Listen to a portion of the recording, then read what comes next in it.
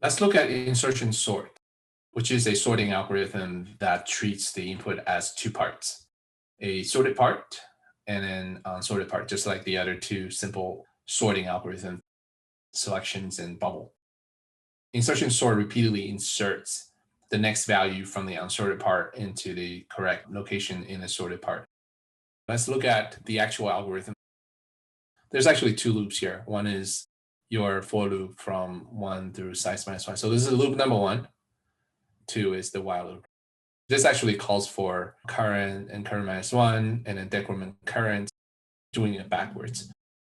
This is loop number 2. This is n. This could be also another n, so O of n squared. We'll get into the specifics here. Let's just assume that we have this buffer. It's an array, and it has the index 0 all the way through n minus 1. What you have here is an outer loop in blue that goes in this direction from top to bottom. For the very first iteration, this outer loop goes from 0 to 1, insert element 0 to 1. The second outer loop is 0 through 2, 0 through 3, the third iteration, and the fourth iteration 0 through 4, all the way through 0 to size minus 1. This insert element gets called n times, O of n. Let's look at the inner part. So this entire insert element calls for a start index and end index. Let's just assume that our end index at some point is here.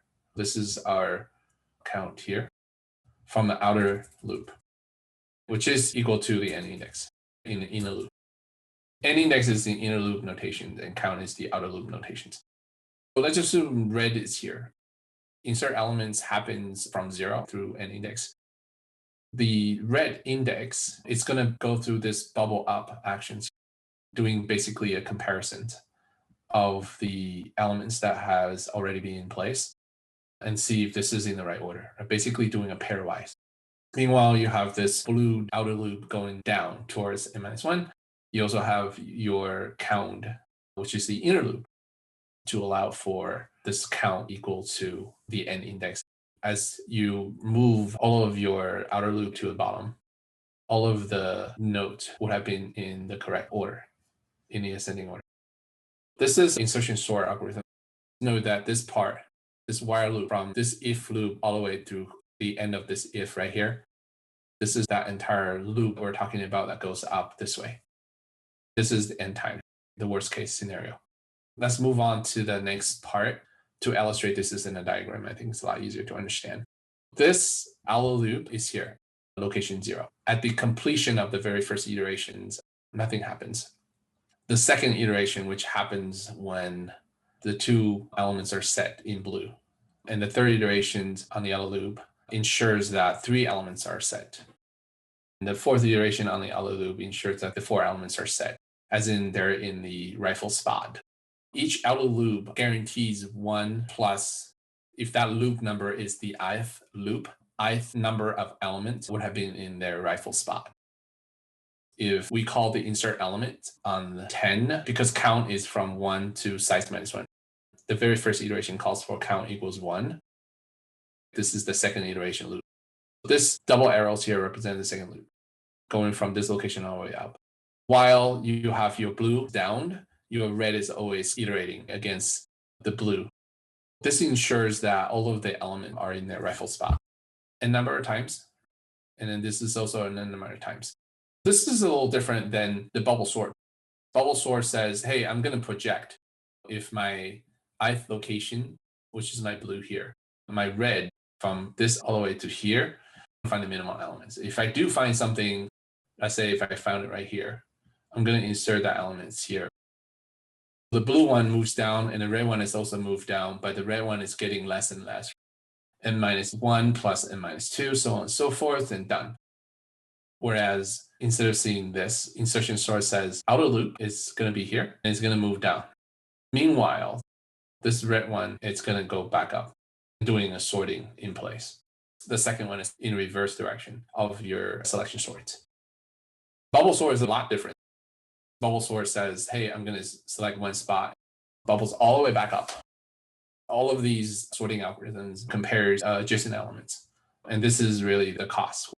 this entire array has a number of elements. When you do a pairwise comparisons, you're comparing how many times? N minus 2 times. Let's say if n is 10. If you do a pairwise, you're always comparing 2 elements at a time. So number of times you can compare is n minus 2 times the outer loop, which is n minus 1. So when you have n minus 1 times n divided by 2, this is O of n squared. This sort of comparison applies to all three of them: selection, bubble, and insertions. So this is the insertion snapshot. Just like before, you have the sorted part, the unsorted part.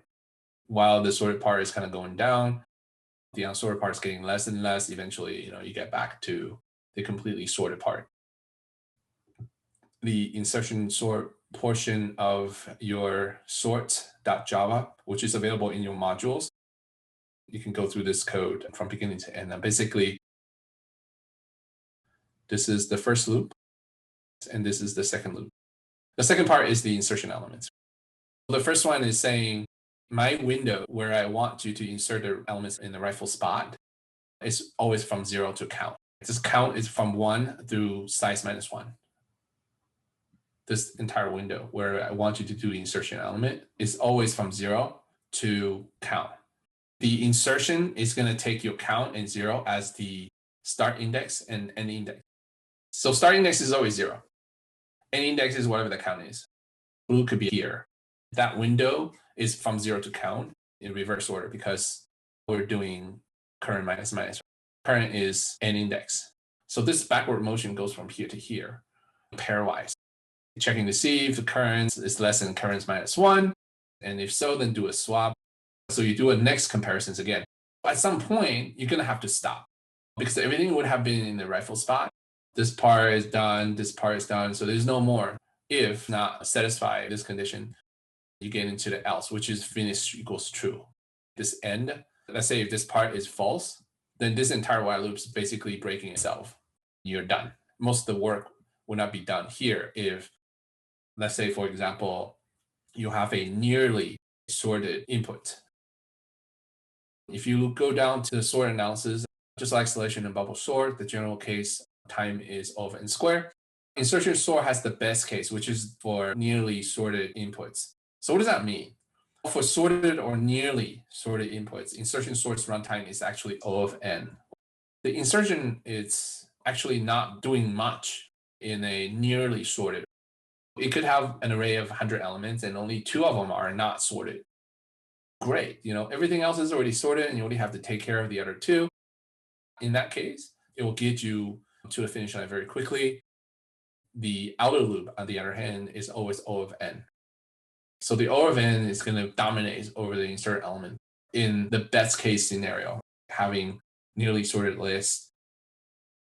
When you have nearly sorted, when this reverse action goes back up from count to 0, this is always true. And this is not finished.